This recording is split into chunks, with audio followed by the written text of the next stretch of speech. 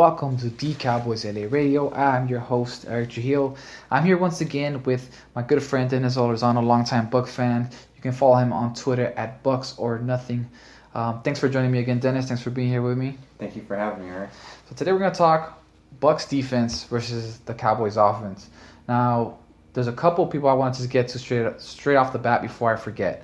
Noah Spence. The reason for that is because the Cowboys had the opportunity to draft Noah Spence. Yeah. But they went with Jalen Smith and Ryan Russell because Ryan Russell was on the team through all the preseason. Yeah. And fans were so upset when they heard he had 2 sacks versus Seattle Seahawks. So let's start with Ryan Russell. Okay. Well, Ryan Russell, he's only had 1 sack, and that was against the Seahawks. He's had a lot of hurries, but never really. He's just a second away from getting another sack. A major reason why he does this is because Gerald McCoy gets double covered and he stunts right behind him to the quarterback. That's why he's looking good right now. Which is what I thought. I mean, hopefully he doesn't get activated and comes and kicks our butts this weekend. But from what I recall from watching the tape and from watching Ryan Russell, he's just a hustle guy. He hustles. But there was really nothing special there. So Cowboys fans, let's hope he doesn't break out this game. But relax, everything's okay.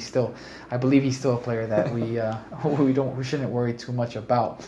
Hope I'm not wrong. Now, one guy that is a little bit concerning to me is Noah Spence. Noah Spence, to me, it has all the tools to be a special player in the NFL. He gets low, he gets bent, comes around the corner. Yes. Is that what you've seen so far? He uses his speed a lot, comes around the corner. One bad thing, I feel like he doesn't cut into, as soon as he passes the DN, he doesn't cut into and takes out the quarterback. He goes around the quarterback. A lot of times you'll see him behind the quarterback, and that's not where you want him, right? Got it. His but spot. He does have 5.5 sacks this year. He's looking strong, getting better every game. So passing situations, he's going to be in. Running situation, first and second down, he's not in. Now 5.5 sacks, that kind of hurts a little bit because I don't think any of our DNs have 5.5 sacks. Mm-hmm. So that's definitely something that the Cowboys are lacking on the defensive side. But I just wanted to talk about those 2 guys straight first and foremost because I get a lot of questions and a lot of people talking about Ryan Russell and Noah Spence. Could have been Cowboys, and it looks like one has a bright future, the other not so much. And then we still don't know Jalen Smith. On this end, we still don't know what he's going to be. Yeah. So, hey, we're going to have to wait a little while to find out. But as far as this Bucs defense goes, tell me who to look out for. I know I kind of have a good idea. I believe it's number 93, but tell me if that's where the defense revolves around. So 93 is up front. Gerald McCoy, he'll get double covered, but he'll get his own. He has 7 sacks this year, just looking strong. He does have a foot injury, but during the game it doesn't seem like it's bothering him much. Our linebackers, Quan Alexander and Lavonte David, are just playing lights out right now. 2 guys that really need to stop your running back. And our weak link in linebacker is Daryl Smith. I feel like if you guys exploit him with run Zeke out on a pass, he could destroy Daryl Smith. He's not really good. But those guys, Quan and Lavonte, are great up front. They'll stop that run, and they're becoming better on the depth on depth in pass defense. So you'll see Lavonte had an interception against San Diego, and Quan had a pass breakup that led to an interception this last game against Saints. Watching the tape, you're absolutely right. Quan and Lavonte David are going to be the best duo of linebackers we've played this season, hands down. I don't think that we've played a better set of linebackers throughout the whole year. It's going to be a challenge up front. I do think that Gerald McCoy is a lot to handle. I went back and I watched the game from last year. Zach Martin was able to do well against him. So was Travis Frederick. I'm not gonna count him out. He's just a stud. He's gonna be run stuffing. I don't know if we'll see him get any sacks, but he's definitely gonna be in there, dedicated to stopping the run. What concerns me about your defense is exactly what you said. The linebackers, they can fly to the ball. They are so fast that they're gonna just. I'm pretty sure if you've seen the last 2 games, and the Bucs coordinators are gonna stick to filling each and every gap against Zeke.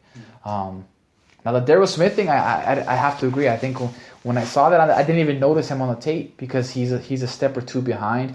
And I think when you see him in there, we have to take advantage. And right at one of your DNs, I know you're talking about the ends. Ayers, Golson are the starters, but you say you were telling me that Ayers comes in on third down opportunities. Ayers, they move him into guard, so he'll be right next to Gerald McCoy.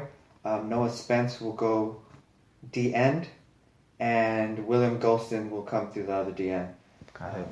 So pretty much it's like a speed package. They put Ayers in a D tackle, and then Spence comes in and plays that other D end. And with 5.5 sacks and 7 sacks from McCoy, I do think that's enough pressure to give the back end some time. Now here's where it's interesting. You got Grimes and we got Vernon Hargreaves. Is Grimes the better player of the two right now, or does it say that it's not Hargreaves? So, in my eyes, it's Vernon Hargreaves. He breaks on the ball and he covers long passes just as good as anyone out there. But Brett Grimes, you could easily beat him in a deep ball, double move. You see against the Chargers, the Saints, everyone they pick on him, and it hurts because he's an old man, and he's just out there trying to win too. Well, it's funny that you say that because NFL football is all about matchups. Yeah. And if you got Hargreaves, who's a bona fide starter, and he really reminds me of Janoris Jenkins. I know that, as far as size goes and toughness, Hargreaves reminds me of Janoris Jenkins' speed. So if you can get Hargreaves to follow Dez all day long, we really don't have someone that can challenge Grimes like that. And unfortunately for Cowboys Nation, there we have T. Will, who I like T. Wills, but he's not someone that's just going to challenge Grimes. Where I do think we have an opportunity to take advantage of you guys is with Cole Beasley, because you got a couple of safeties back there. You got Conti, Tandy, and you got McDougald. Yeah. And in a couple of tapes that we were watching, we see that they are susceptible to the long ball. They are susceptible to beating beat. So, what do you think? Is that the key to your beating your defense, the safety play? Yes, safety play has to have great communication with DBs. A lot of times where there's no communication, people just get beat deep. The one bad thing about Keith Tandy, and I know he's been great right now, is he's flat-footed when it comes to long balls. You easily saw Brandon Cooks go around him like nothing. But he does jump the underneath routes and helps out in run defense.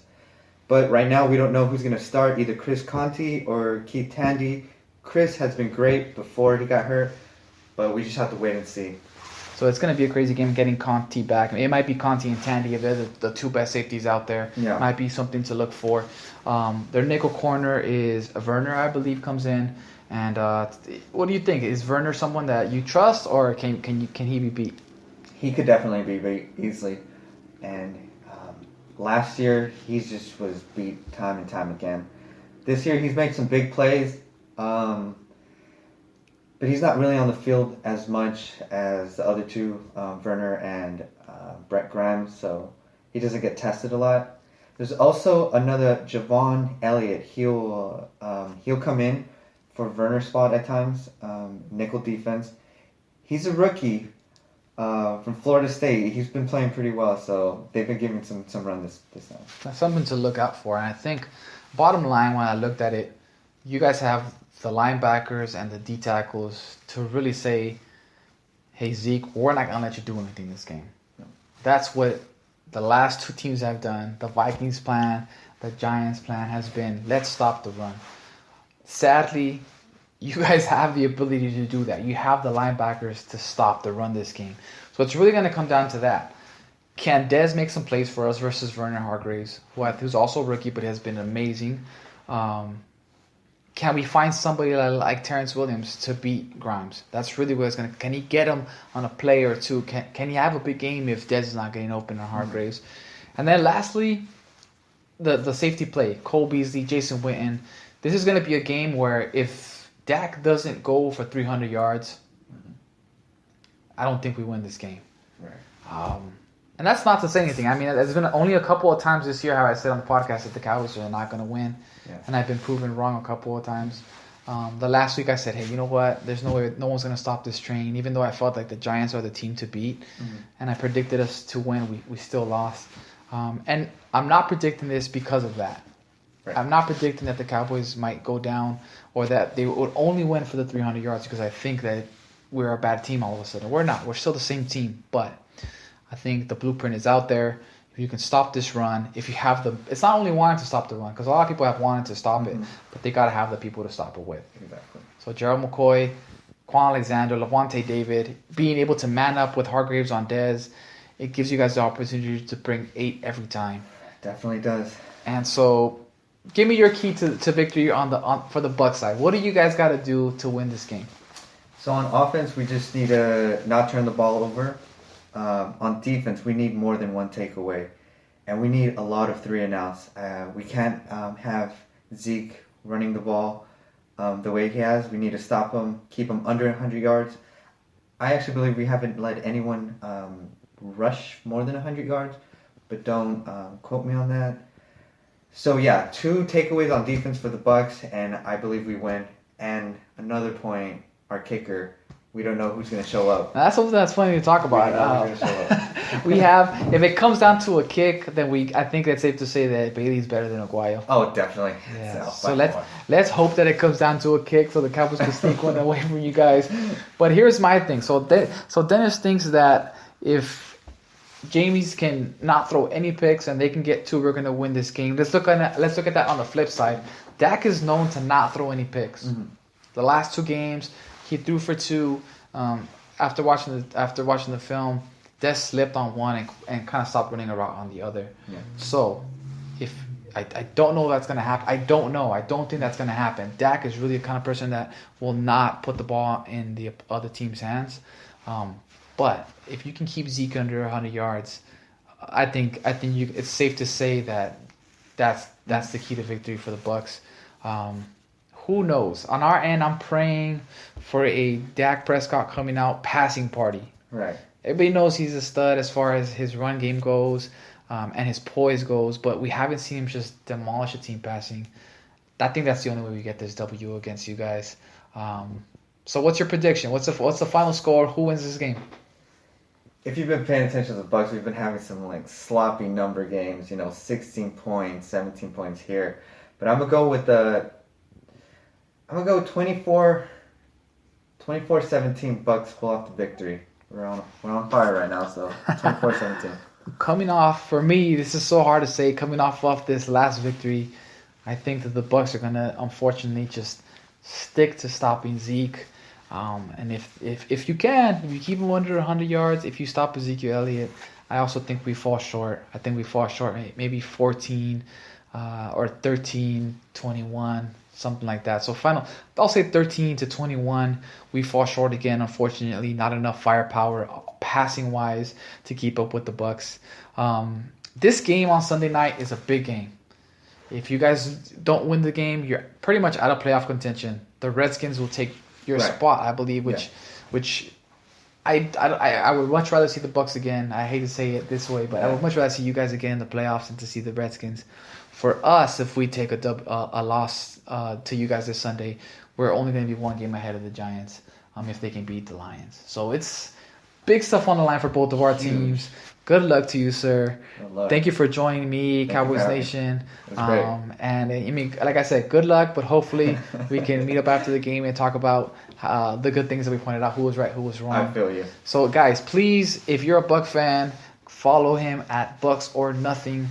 And he's going to be... Are you going to listen to him? You're going to shout him out, tweet back to him? I will. I got you guys' shout out on my Twitter for Eric. If you want to follow me, I'm at LA Cowboy 1986. There you go. I don't get too much love on there, but it's all good. Guys, thank you so much for joining us. Enjoy the game Sunday night. It's the last game of Sunday night, 5:25 primetime television. Go Cowboys, Dennis. Go Bucs for us. Have a good one, guys.